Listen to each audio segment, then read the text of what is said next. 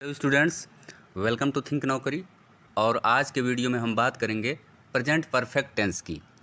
तो अब तक हमने प्रेजेंट परफेक्ट टेंस के अंतर्गत अफर्मेटिव सेंटेंसेस को बनाने के रूल्स के बारे में पढ़ा, लेकिन आज के वीडियो में हम बात करेंगे नेगेटिव सेंटेंसेस की। तो सबसे पहले हम ये समझते हैं कि नेगेटिव सेंटेंसेस की पहचान क्या होती है। स्टूडेंट्स, अगर किसी वाक्य में नहीं आया हो तो वो वाक्य या सेंटेंस जो होता है नेगेटिव सेंटेंस होता है। अब हम निगेटिव सेंटेंस के स्ट्रक्चर के बारे में बात करेंगे। तो निगेटिव सेंटेंस में सबसे पहले आता है सब्जेक्ट, और सब्जेक्ट के नंबर और पर्सन के अनुसार हैज़ या हैव आता है, और हैज़ या हैव के तुरंत बाद नाट आता है। फिर आती है मेन वर्ब की थर्ड फॉर्म, और सबसे लास्ट में आता है ऑब्जेक्ट। तो ये हो गई निगेटिव सेंटेंस की स्ट्रक्चर। अब हम निगेटिव सेंटेंस को बनाने के रूल के बारे में बात करेंगे। तो स्टूडेंट्स, निगेटिव सेंटेंस में सबसे पहले आता है सब्जेक्ट, और सब्जेक्ट के बाद आता है हैज़ या हैव में से कोई एक, और हैज़ या हैव के तुरंत बाद हम नॉट का प्रयोग करते हैं। तो ये हो गया निगेटिव सेंटेंस को बनाने का रूल। अब हम इसके कुछ एग्जाम्पल्स की बात करेंगे। तो एग्जाम्पल नंबर 1 देखते हैं। बढ़ई ने कुर्सी नहीं बनाई है। तो यहाँ पे बढ़ई का मतलब होगा कारपेंटर। तो ये हो गया द कारपेंटर। तो द कारपेंटर जो है सिंगुलर नंबर सब्जेक्ट है, यानी कारपेंटर जो है सिंगुलर नंबर सब्जेक्ट है, और इसीलिए कारपेंटर के तुरंत बाद हम हैज़ का प्रयोग करेंगे। तो ये हो गया द कारपेंटर हैज़ नॉट। अब यहाँ पे हम मेन वर्ब खोजेंगे। तो मेन वर्ब यहाँ पे है बनाना, और बनाना की फर्स्ट फॉर्म होती है मेक, जबकि बनाना की थर्ड फॉर्म हो जाएगी मेड। तो ये हो गया the carpenter has not made. अब प्रश्न उठता है कारपेंटर ने क्या नहीं बनाया या क्या नहीं बनाया है। तो आंसर मिला कुर्सी। तो ये हो गया द चेयर, यानी द चेयर यहाँ पे, यानी चेयर यहाँ पे ऑब्जेक्ट हो गया। तो इस तरह से पूरा सेंटेंस हो गया the carpenter has not made the chair. अब हम बात करेंगे एग्जाम्पल नंबर 2 की। तो एग्जाम्पल नंबर 2 क्या है?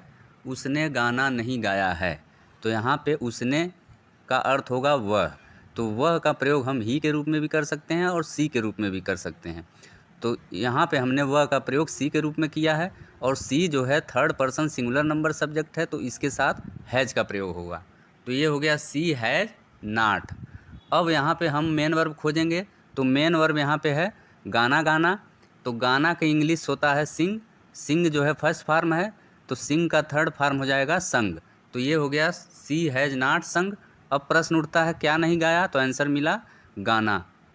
तो ये हो गया द सॉन्ग। तो पूरा सेंटेंस हो गया she has not sung the song. इसी तरह से एग्जाम्पल नंबर 3 की बात करें। मैंने तुम्हारा पत्र नहीं पढ़ा है। तो यहाँ पे सब्जेक्ट के रूप में आई आया है, यानी मैंने आया है। तो आई के साथ हम हमेशा जो है हैव का प्रयोग होता है। तो ये हो गया आई हैव नॉट।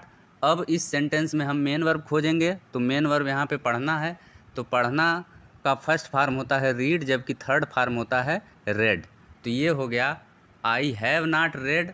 अब प्रश्न उठता है क्या नहीं पढ़ा है, तो आंसर मिला योर लेटर, यानी तुम्हारा पत्र नहीं पढ़ा है।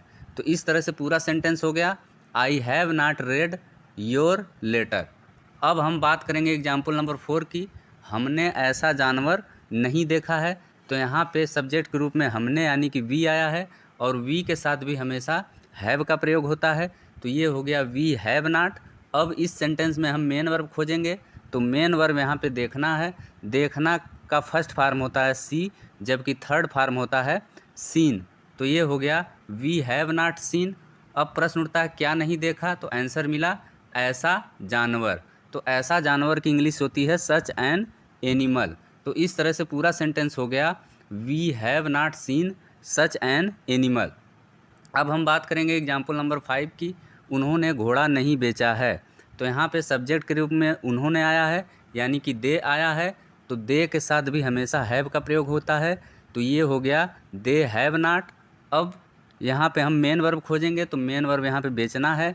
बेचना की फर्स्ट फॉर्म सेल होती है, जबकि थर्ड फॉर्म होगी सोल्ड। तो ये हो गया दे हैव नॉट सोल्ड। अब प्रश्न उठता है उन्होंने क्या नहीं बेचा है, तो आंसर मिला घोड़ा। तो यानी द हार्स। तो इस तरह से पूरा सेंटेंस हो गया they have not sold the horse. तो स्टूडेंट्स, ये था आज का वीडियो। Thanks for watching.